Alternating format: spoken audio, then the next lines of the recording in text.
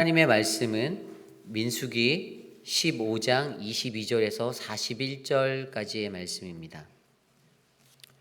민수기 15장 22절에서 41절까지의 말씀, 저와 여러분이 한 절씩 교독하시고 마지막 41절 한 목소리로 합독합니다. 너희가 그릇 범죄하여 여호와가 모세에게 말씀하신 이 모든 명령을 지키지 못하되 곧 여호와께서 모세를 통하여 너희에게 명령한 모든 것을 여호와께서 명령한 날 이후부터 너희 대대에 지키지 못하여 회중이 부지중에 범죄하였거든 온 회중은 수송아지 한 마리를 여호와께 향기로운 화제로 드리고 규례대로 소제와 전제를 드리고 수렴소 한 마리를 속죄제로 드릴 것이라. 제사장이 이스라엘 자손의 온 회중을 위하여 속죄하면 그들이 사함을 받으리니 이는 그가 부지중에 범죄함이며 또 부지중에 범죄함으로 말미암아 헌물 곧 화제와 속죄제를 여호와께 드렸음이라. 이스라엘 자손의 온 회중과 그들 중에 거류하는 타국인도 사함을 받을 것은 온 백성이 부지중에 범죄하였음이라. 만일 한 사람이 부지중에 범죄하여 안면서로 속죄제를 드릴 것이요 제사장은 그 부지중에 범죄한 사람이 부지중에 여호와 앞에 범한 죄를 위하여 속죄하여 그 죄를 속할지니 그리하면 사함을 얻으리라. 이스라엘 자손 중 본토 소생이든지 그들 중에 거류하는 타국인이든지 누구든 부지중에 범한 죄에 대한 법이 동일하거니와 본토인이든지 타국인이든지 고의로 무엇을 범하면 누구나 여호와를 비방하는 자니 그의 백성 중에서 끊어질 것이라. 그런 사람은 여호와의 말씀을 멸시하고 그의 명령을 파괴하였은즉 그의 죄악이 자기에게로 돌아가서 온전히 끊어지리라. 이스라엘 자손이 광야에 거류할 때에 안식일에 어떤 사람이 나무하는 것을 발견한지라.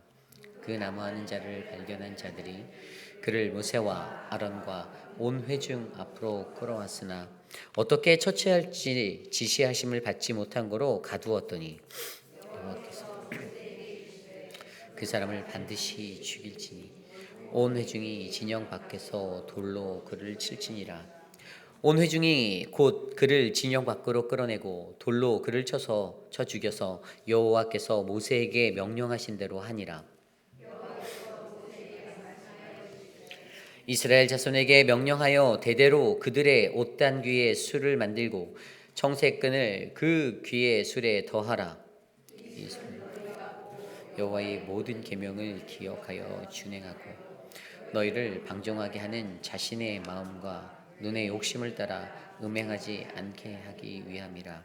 그리하여 너희가 내 모든 계명을 기억하고 행하면 너희의 하나님 앞에 거룩하리라. 나는 여호와 너희 하나님이라. 나는 너희의 하나님이 되려고 너희를 애굽 땅에서 인도해 내었느니라. 나는 여호와 너의 하나님이니라. 아멘. 죄의 가르침이라는 말씀의 제목으로 함께 말씀 나누겠습니다. 죄의 가르침. 여러분, 우리가 계속해서 묵상하고 있는 민수기 말씀, 오늘 새벽에 우리 서지현 목사님을 통해서 듣게 된 말씀에서부터 우리는 이제 하나님의 말씀, 그 계명들을 어떻게 지켜야 하는가, 그것들에 대해서 배웠습니다. 오늘 아침에는 이제 제사를 드릴 때 그것을 어떻게 해야 하고, 또 오늘 말씀에 와서는 이제는 하나님의 명령을 어떻게 지키며 우리가 규례를 주셨을 때 그 규례를 어떻게 감당하며 살아야 하는지에 대해서 말씀해 주고 계십니다. 제가 한 가지 질문을 드려봅니다. 여러분, 이 죄라는 것의 카테고리는 몇 가지가 있을까요? 죄라는 것의 카테고리.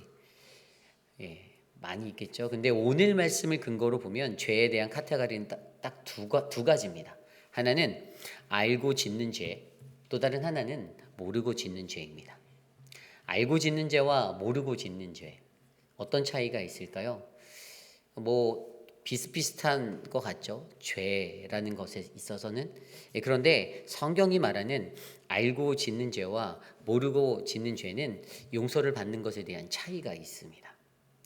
오늘 우리는 말씀을 통하여서 알고 짓는 죄와 모르고 짓는 죄, 그것을 통하여서 과연 우리는 이 죄라는 것을 통해 하나님의 말씀이 우리에게 무엇을 가르쳐 주시는지 말씀 안에서 한 4가지 정도 함께 살펴보고자 합니다.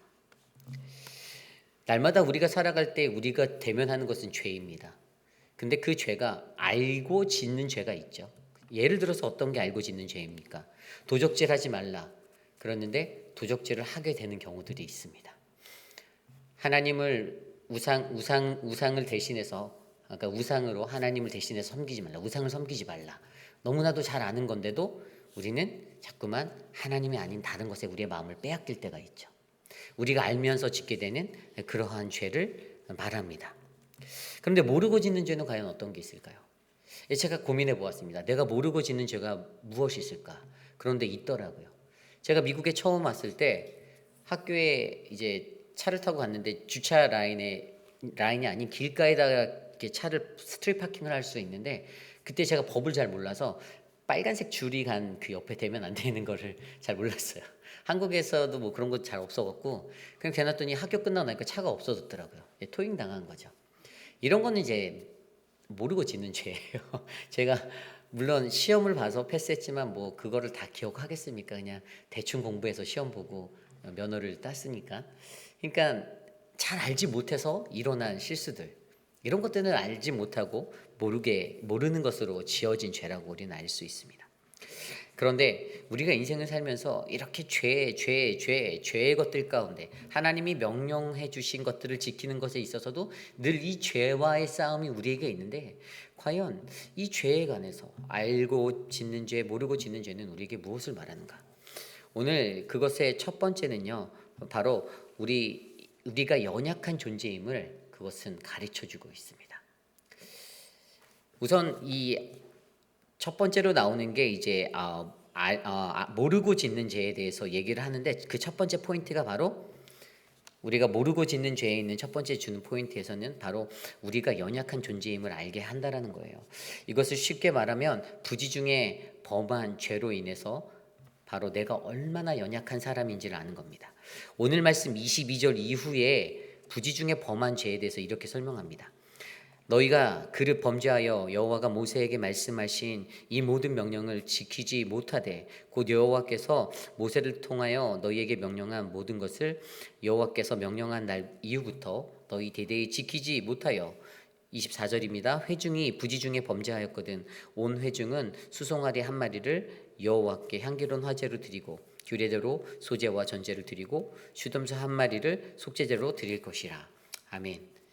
여기에서 우리가 부지 중에 범한 이것이 바로 우리가 모르고 짓는 죄입니다. 알지 못해서 짓는 죄. 그런데 이 부지 중에 죄를 졌을 때 하나님이 어떤 길들을 주셨냐면, 좀 전에 24절에 읽은 대로 모르고 졌던 죄에 관해서는 하나님이 긍휼을 베풀어 주셔서 우리가 다시 속죄받을 수 있는 기회를 주셨어요. 거기에는 보면요, 수송아지 한 마리를 온 회중이 범죄하였을 때와 개인이 범죄했을 때 두 가지를 말하는데, 온 회중이 범죄하였을 때 수송아지 한 마리를 여호와께 향기로운 화제로 드리고 또 규례대로 소제와 전제를 드리고 그리고 수염소 한 마리를 드리는 속죄제, 이 4가지 제사를 통하여서 공동체가 속죄받을 수 있는 기회를 주셨다는 겁니다. 그리고 우리가 읽진 않았지만 27절에 가면 만일 한 사람이 부지 중에 범죄하였다, 이때는 암염소로 된 속죄 제물을 드리면 해결을 받을 수 있는 대속의 은혜를 베풀어 주셨습니다. 하나님이 이 무지 중에 범죄한 자를 향해서는요, 그분이 우리 인간이란 자신이 얼마나 연약한 존재인지를 알게 하기 위해서 하나님의 긍휼하심으로 그것들을 회복할 수 있는 다시 한 번의 기회를 주셨던 겁니다. 여기서 중요한 것은요, 부지 중에 범죄한 우리들이요, 하나님의 긍휼하심으로 말미암아 속죄받음을 저와 여러분들이 기억하셔야 된다는 것입니다. 그렇다고 의지를 드리지 않아 갖고 잘 몰랐어요, 괜찮아요, 내가 몰랐는데라고 매번 변명해서도 안 되죠. 우리가 무지 중에서 저지를 수 있는 실수가 있잖아요. 인간이 얼마나 연약한 존재이면 정말로 내가 내 의지와 상관없이 내가 실수해서 범죄하는 경우들이 분명히 생기거든요. 근데 하나님께서는 그것에 대해서 우리들의 연약함들을 아시고 그러한 연약한 존재인 나의 모습을 회복하시기 위해서 다시 속죄의 은혜를 베풀어 주신다라는 사실입니다. 우리에게 기회를 주시는 그 하나님, 그런데 여러분, 여기서 문제가 뭡니까? 우리 인간에 대해서 한번 생각해 봅시다.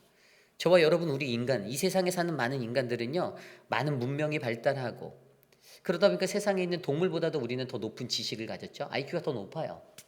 돌고래가 IQ가 80이라고 그러죠. 맞나요? 그런데 그 인간들이 더 높아요. 우리들이. 그런데 인간들이 만든 모든 과학과 기술의 모든 문명들로 요즘에 무엇이 있습니까? AI라는 그런 인공지능이 나오고요. 뭐 GPT 챗이라나 뭐 그런 것도 요즘에 있더라고요. 엄청난 기술이더라고요.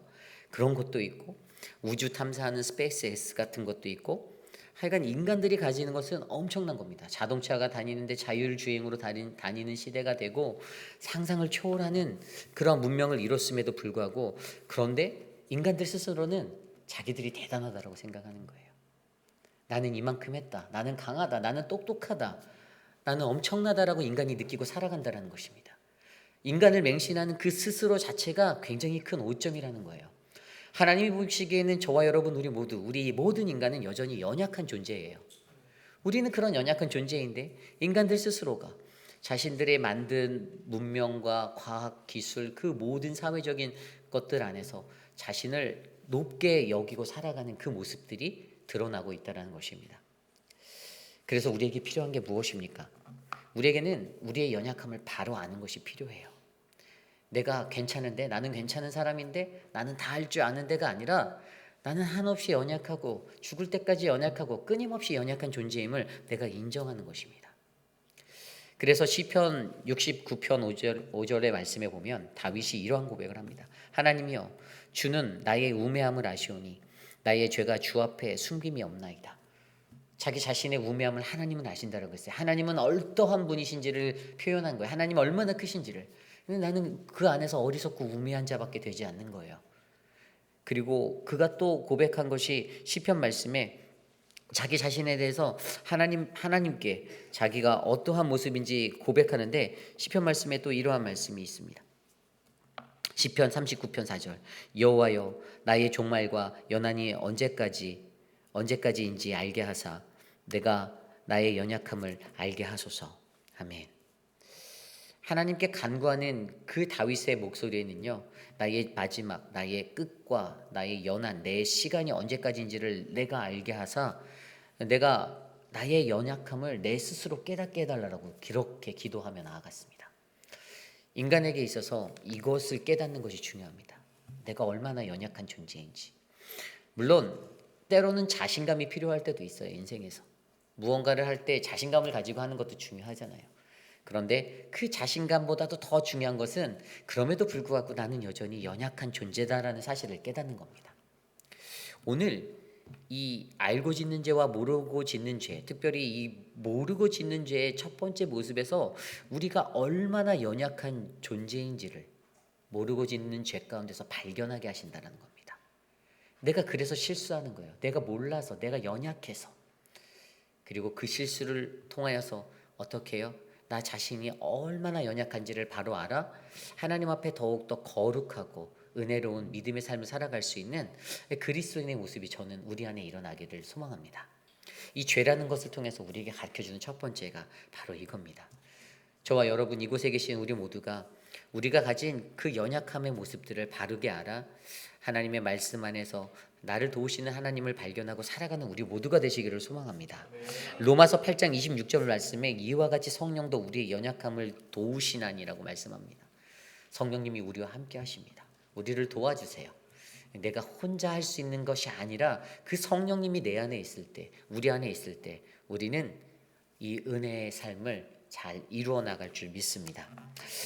오늘 두 번째로 바로 우리 죄의 가르침, 이 죄를 통해서 우리에게 무엇을 가르치나, 바로 모르고 짓는 죄의 것을 통해서 두 번째로 개인보다 공동체의 죄가 더욱 큼을 우리에게 가르쳐주고 있습니다. 개인보다 공동체의 죄가 더욱 큼을 우리에게 말씀해주고 있어요. 아까 읽었던 말씀 중에 24절에 보면 회중이 무지 중에 그 죄를 범하였을 때 해결받는 방법이 네 가지가 있었지 않습니까? 화제를 드리고 수제와 전제를 드리고 속죄제를 드리는 것. 그런데 수송아지가 사용되고요, 속죄제를 할 때는 수렴소가 사용되어요. 그런데 반면에 27절에 만일 한 사람이 부지 중에 범죄하면 1년 된 암염소로 속죄를 드릴 것이요. 벌써 이 드리는 제물의 볼륨이 틀리다라는 게 느껴지지 않습니까? 달라요. 이것이 무엇을 상징할까요? 무엇을 의미합니까? 한 개인의 죄가 어떻게 해요? 공동체의 큰 죄보다 조금 작을 수밖에, 뭐 죄의 크기를 따지는 것은 아니지만 하나님께서의 컨선하시는 것은 이 공동체의 죄, 이 죄의 공동체성에 대해서 굉장히 관심하고 계시다라는 겁니다. 죄에 대한 공동체성. 이게 뭐냐면 죄에 대한 공동체 책임이 강조되는 거예요. 좀 더 쉽게 얘기하면 한 사람이 지었던 그 죄가 우리 공동체 안에 있는 소속의 사람이 범죄한 그것이면 공동체가 그것에 대해 전부가 같이 같은 동질감으로 책임감을 가져야 한다라는 사실입니다. 이게 중요한 거예요. 우리가 이 땅에 살아갈 때 우리는 개개인의 죄들을 많이 들여다보잖아요. 우리들 스스로가 그러잖아요. 누가 그랬는데, 누가 그랬는데, 누가 그랬고 누가 그랬는데를 많이 말하지 않습니까? 그런데 거기에서 공동체성을, 하나님 원하시는 공동체성은 누가의 얘기가 아닌 거예요. 이것은 바로 우리의 얘기가 되는 거예요. 우리의가 저죠. 우리의 얘기가 되는 거예요. 우리의. 여러분 신명기 말씀에 보면 신명기 21장에 여러분 기억나십니까? 그 가나안 땅에서 살인이 일어났는데 이제 그 법을 정해주는 거예요. 신명기 말씀을 통해서 그들이 가나안 땅에서 할 때 그 구체적인 일상생활의 법들을 정해주는 거에 있어서 21장 1절부터 9절 말씀이 어떤 내용이 나오냐면 가나안 땅에서 살인이 일어났는데 누가 범인인지를 모른다 이겁니다. 그런데 그걸 어떻게 규명해야 되는지 그 이야기가 나와요. 어떤 답을 주셨습니까? 그 시신이 있는 그 주검이 있는 그 자리에 사방의 원근에 각자 거리를 재요. 그래서 가장 가까운 성에 있는 그 성이 그것을 책임하게 돼 있다라고 이야기 나옵니다. 하나님께서 이러한 살인 사건, 누가 범인인지 모르는 이 미제 사건을 통해서 그것을 규명할 때 어떻게 하십니까? 그 죄에 대한 책임을 그 시체에서 가장 가까운 공동체에 돌렸다라는 것. 저는 이게 매우 합리적인 것이다라고 생각합니다. 나랑 전혀 상관없는 데가 아닌 거예요. 하나님이 공동체라는 이 집단을, 단체를 얼마나 중요하게 바라보시는지 알고 있는 겁니다. 고로 이 시대를 살아가는 저와 여러분 우리들에게도요. 우리 공동체 안에서 누군가가 범죄하고 누군가가 죄 가운데 허우적거리고 있으면 우리 모두가 그것에 대한 책임감을 느끼셔야 합니다. 같이 느끼셔야 되는 거예요. 나만 구원받고 나만 올바르게 살아서가 그것도 맞는 말이에요. 하지만 그것보다 더 중요한 건 하나님의 구원이라는 것은 우리 공동체의 모든 구성원이 한 사람도 빠짐없이 함께 이루어가야 하는 구원의 자리임을 기억해 주시기를 바랍니다. 이 죄에 대한 공동체 책임이 있습니다. 그래서 오늘 말씀에서도 하나님이 이 무지 중에 범죄한 자들, 회중이 범죄하였을 때와 한 사람, 그 사람이 범죄하였을 때에 그들이 속죄받기 위한 그 강도가 달랐던 거예요. 왜냐하면 하나님의 컨서는 공동체라는 그것에 대해서 죄가 가지는 그 죄의 집단성, 죄의 공동성, 이것이 얼마나 무서운 것인지 너무나도 잘 알고 있었기 때문입니다. 그러므로 저는 저와 여러분 우리의 삶 속에서 우리 공동체를 향한 그 하나님의 은혜로 서로가 서로의 죄를 돌아보아 서로가 다시 회복되어지고 바르게 살아갈 수 있는 거룩한 공동체가 되시기를 소망합니다. 이것이 오늘 말씀의 두 번째, 개인보다 공동체의 죄가 더 크다라는 죄의 가르침입니다. 오늘 말씀 세 번째, 죄의 가르침의 세 번째 모습은요. 이것도 또한 모르고 짓는 이 무지한 것으로 통해 주어지는 죄의 모습인데 그 죄의 가르침은요. 바로 평등의 하나님을 알게 한다라는 것입니다. 평등의 하나님을 알게 한다. 오늘 말씀 29절 말씀에 이렇게 기록되어져 있습니다.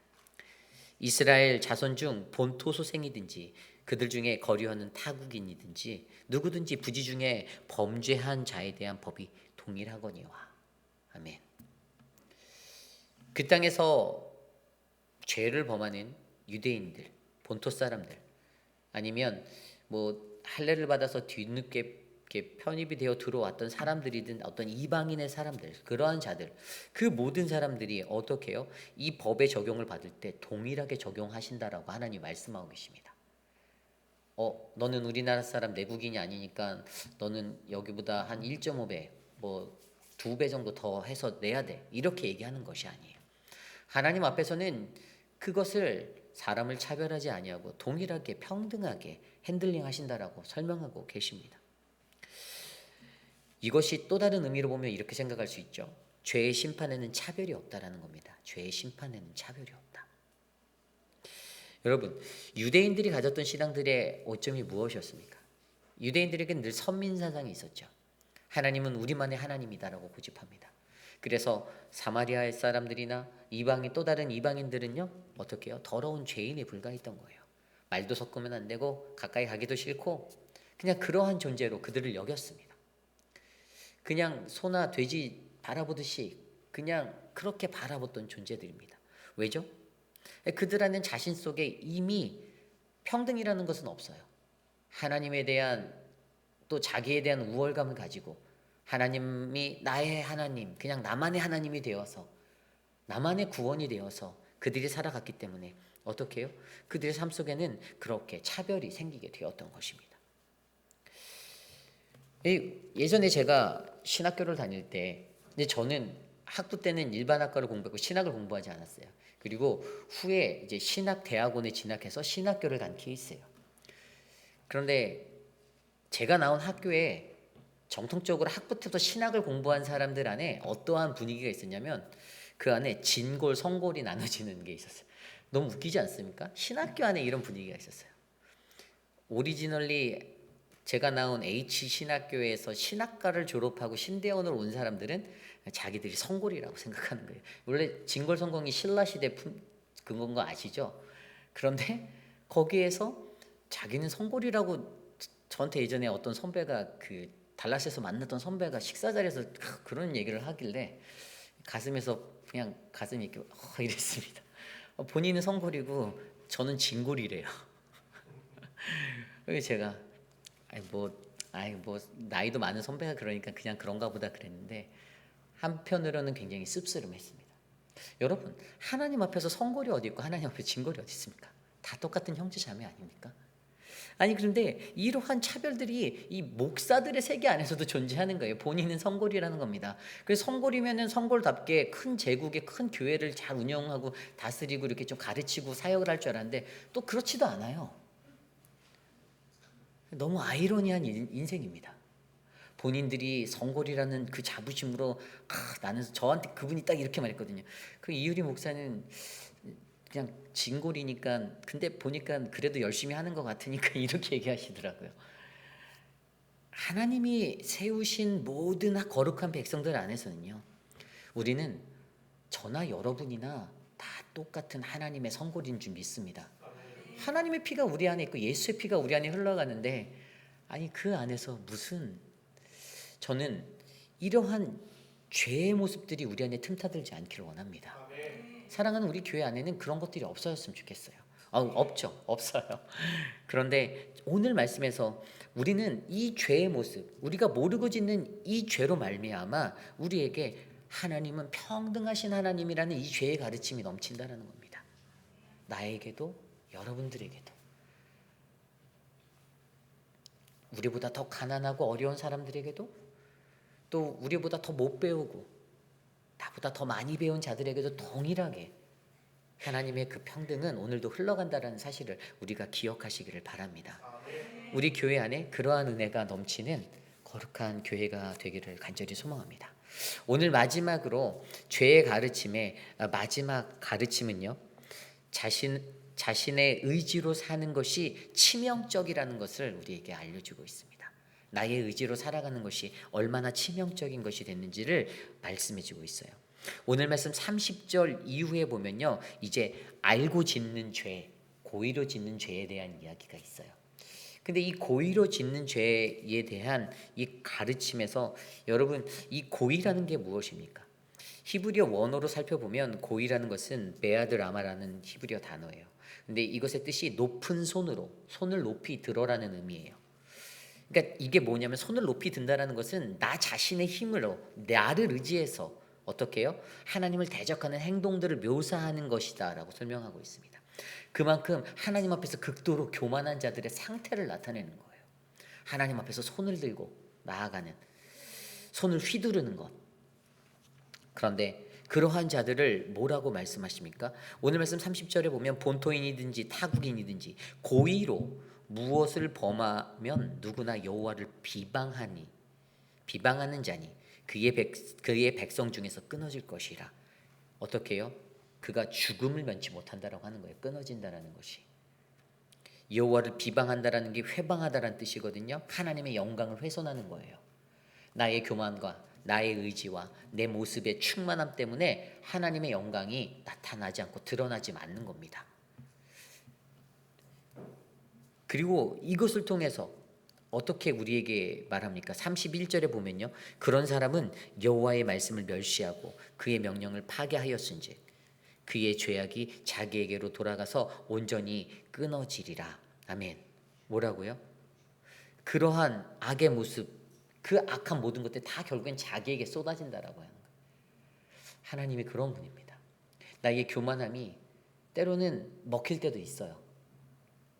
착하고 순진한 사람들은 또 누군가가 좀 와서 또 이렇게 아는 체 하고 막 이러면 그래 그렇구나. 우리 교회는 이런 착한 분들이 많이 있잖아요. 누가 말하면 다들 예 하고 잘 들어주시고. 그런데 그 교만함으로 살다가 결국에는 그것 때문에 넘어지고 어떻게 해요?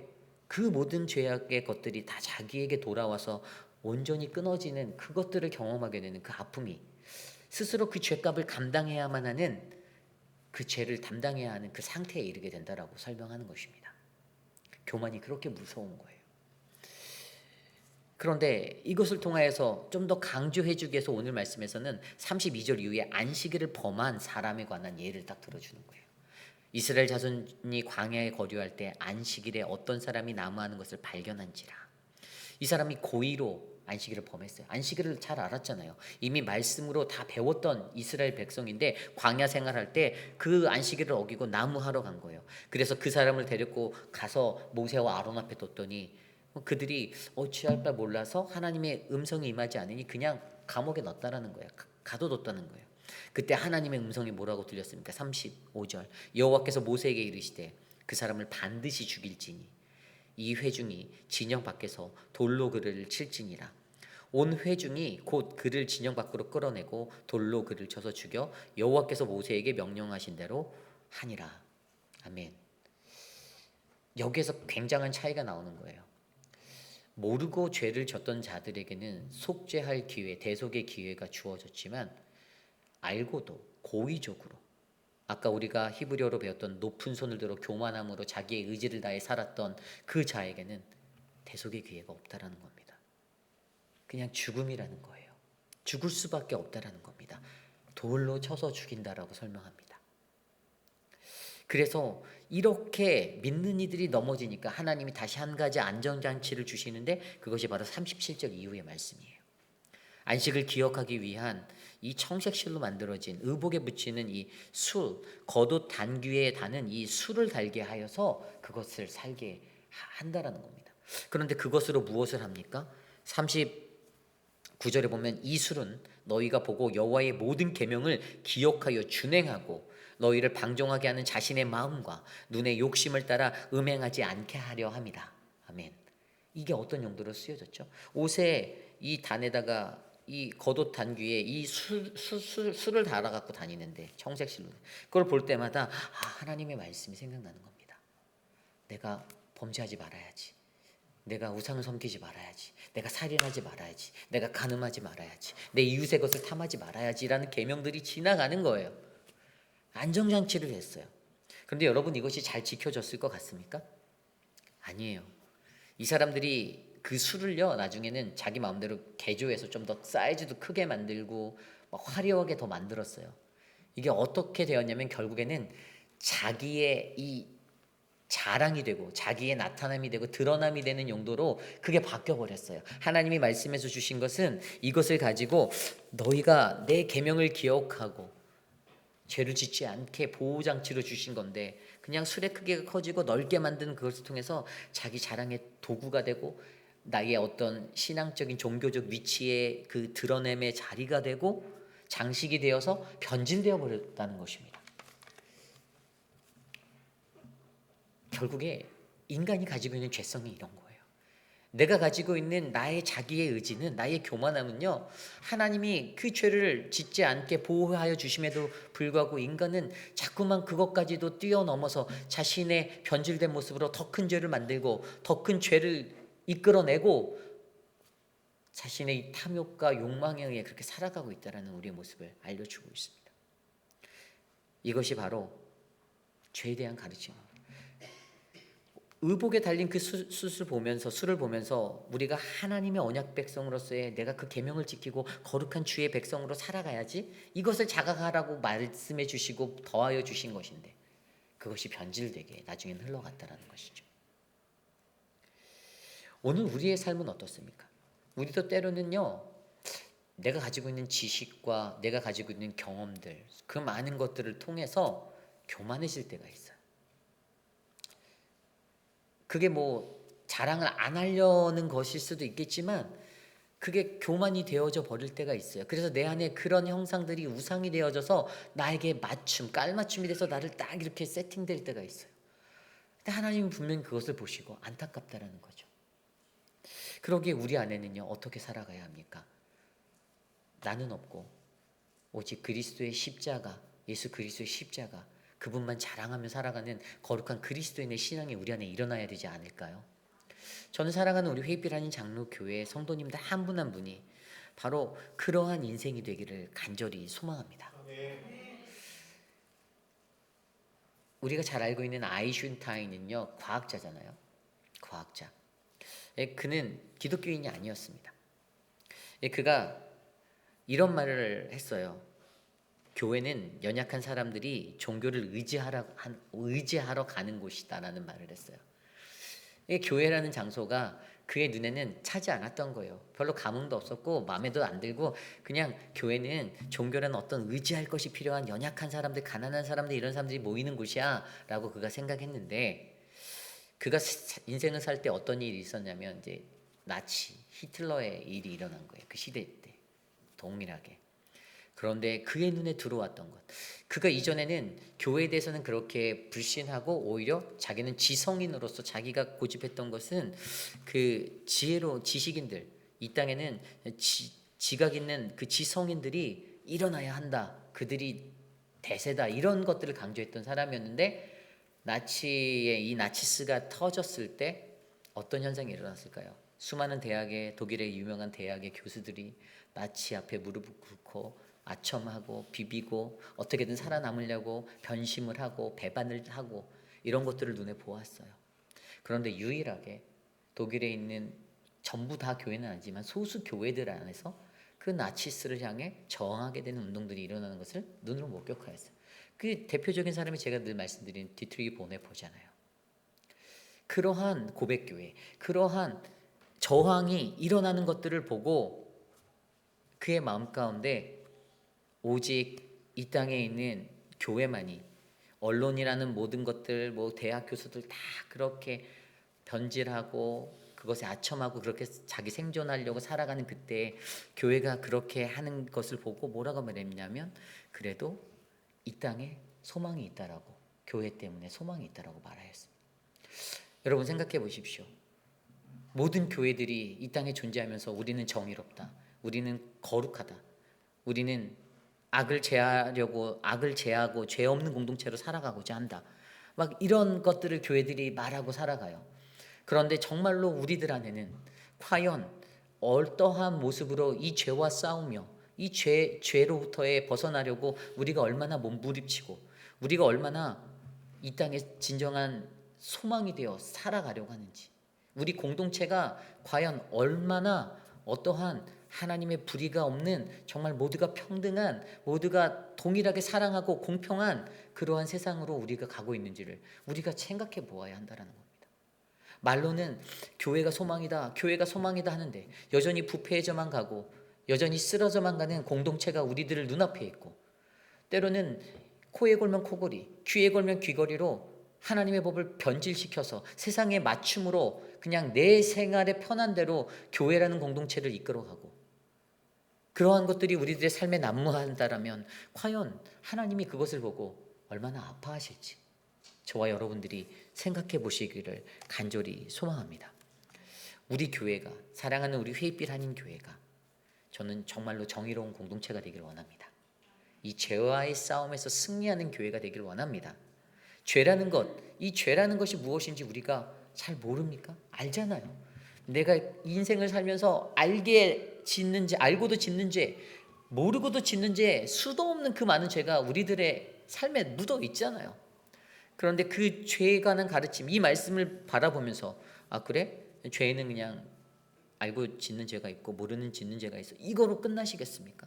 아니면 이 죄의 모습들을 바라보며 이 죄의 모습 속에서 우리가 얼마나 연약한 존재인지를 발견하고 우리가 개인보다는 공동체의 죄가 더욱더 크다라는 그 무서움을 가지며 공동체, 그 모든 공동체의 한 사람 한 사람을 위해서 또 우리 구성원들을 위해서 어떻게 하면 함께 구원을 얻을지에 대해서 고민하고 끙끙거리고 그리고 평등의 하나님을 발견하며 죄의 심판 앞에서는 하나님의 차별이 없음을 두려워하는 마음으로 그것들을 대하고 그리고 마지막으로 나의 의지로 살아가는 것이 얼마나 치명적인지를 깨달아 알아 내가 아닌 바로 내 안에 계신 예수 그리스도로 살아가는 그 믿음의 삶이 저는 우리 공동체 안에 일어나기를 간절히 소망합니다. 오늘 우리에게 주시는 그 은혜가 넘치기를 원해요. 오늘 우리는 어떤 모습으로 살고 계십니까? 오늘 이 세상을 살아갈 때 저와 여러분 우리의 모든 삶이 바로 하나님이 주시는 거룩한 공동체를 이루기 위한 그러한 밑거름이 되시기를 간절히 소망합니다. 나 혼자만 구원받으려고 애쓰지 마십시오. 옆에 계신 분들도 같이 구원받기 원해서 기도해 주십시오. 아직도 죄 가운데 허우적거리는 사람이 있잖아요. 죄 가운데 허우적거리는 사람. 죄에 대한 여러분 죄에 대한 반응에서 목회자의 한 사람으로서 제가 바라보는 게 뭔지 아십니까? 다 죄인이에요. 모두가 다 죄인이에요. 그런데 다른 차이는요. 하나님을 두려워하는 죄인은 내가 죄를 짓고 나서 하나님 앞에 엎드릴 줄 아는 사람입니다. 막 세상에서 보면 이 사람도 똑같고 B라는 사람도 다 똑같이 그냥 세상에서 그 사람도 인성 그렇고 뭐 걔가 어떤 사람인데 이렇게 여러분들 말씀할 수 있어요. 그런데 그 두 사람 중에 누가 더 의인인 줄 아십니까? 똑같이 죄를 졌지만 그 죄 많은 사람이 하나님 앞에 나와 엎드리고 고개 숙였을 때 하나님은 그 사람을 더 높여주고 사랑해주시고 회복해준다는 사실을 기억하셔야 돼요. 여러분 이게 중요합니다. 차이가 어디서 나냐면 신앙의 차이는 결국 거기서 나는 거예요. 죄를 누구나 다 범합니다. 저도 범합니다. 하지만 그 죄를 범한 우리가 과연 어떻게 그 죄 앞에서 마주하는가? 과연 여러분의 선택은 무엇이겠습니까? 저는 오늘 이러한 은혜가 저와 여러분들의 삶을 변화시키는 아름다운 은혜의 삶이 되기를 원합니다.